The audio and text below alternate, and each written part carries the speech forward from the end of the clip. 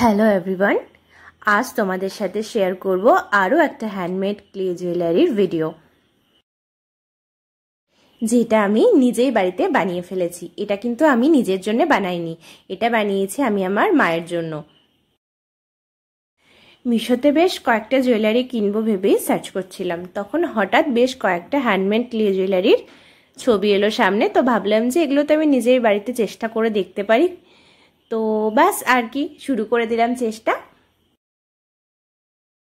আসলে মা ঠিক এমন একটা রঙের শাড়ি কিনেছে যার সাথে ঠিক এই রকম ধরনেরই একটা হ্যান্ডমেড ক্লে জুয়েলারি পরলে ভীষণ সুন্দর মানাবে। তাই বেশি দেরি না করে শুরু করে দিলাম নিজেই চেষ্টা করা। তার কারণ বাড়িতে সবকটা জিনিস আগে থেকে কেনা ছিল, ঠিক যেগুলো এই জুয়েলারিটা তৈরির জন্য প্রয়োজন। তাই বেকার আর পয়সা খরচা করে না কিনে নিজেই চেষ্টা করলাম। আর নিজের হাতে কোনো কিছু বানিয়ে কাউকে গিফট করলে সেটার ভালোবাসা সত্যি অফুরন্ত থাকে। তাই আমি নিজে বানিয়ে মাকে জিনিসটা গিফট করলাম। কিন্তু মাকে গিফট করার আগে তো আমি নিজেই পরে ফেলেছি, তোমরা শুরুতেই দেখেছো। আসলে নিজে পরে একটু দেখে নিলাম যে সাইজটা বা বাকি সবটা একদম ঠিকঠাক আছে কিনা। তো আর কি, আমার তো মনে হলো ঠিকঠাকই আছে। তো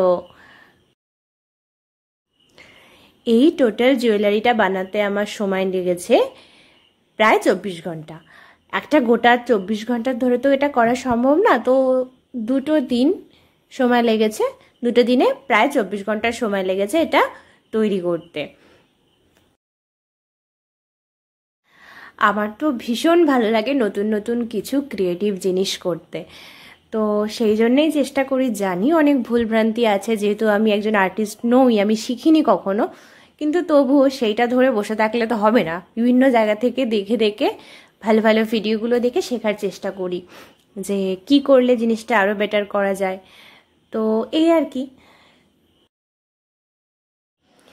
তাই শুরু করে দিলাম। মা কিন্তু জানতো না, এটা মায়ের জন্য সারপ্রাইজই ছিল। কিন্তু তারপর আর কি মা সময় মতো এসে দেখেও ফেলেছে। তাই ভাবলাম মা যখন দেখেই ফেলেছে তখন আমি নিজে পরে একটু ট্রায়ালও দিয়ে নিই। তো আর কি, ট্রায়ালও দিয়ে নিয়েছিলাম। তবে দেখো, এই যে ডিজাইনটা আমি করেছি, এই ডিজাইনটা কিন্তু আমার জানতাম না কিভাবে করে, কোনো ধারণাই ছিল না। এটাও কিন্তু ইউটিউব দেখে দেখে চেষ্টা করেছি। এটা তৈরি করতে যে সুতো লাগে, যে ধরনের সুতোটা লাগে, সেটা আমার কাছে ছিল না। তো কি করব এখন, সুতো কোথা থেকে আমি পাবো? তো আমি করলাম কি, আমার কাছে পুরনো তামার তার ছিল, তো ভাবলাম সেই তারটাকেই ব্যবহার করি। তো সেই তারটা ব্যবহার করেই কিন্তু আমি এই জিনিসটা বানিয়েছি। আমি কিন্তু আলাদা করে কোনো তার বা কোনো সুতো কিন্তু কিনিনি।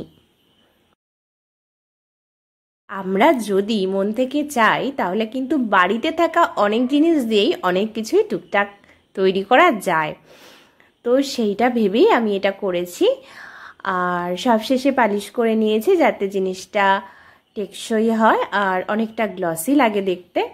তো এই দেখো, সম্পূর্ণ লুকটা জিনিসটা কমপ্লিট হওয়ার পর একদম এরকম হয়েছে দেখতে।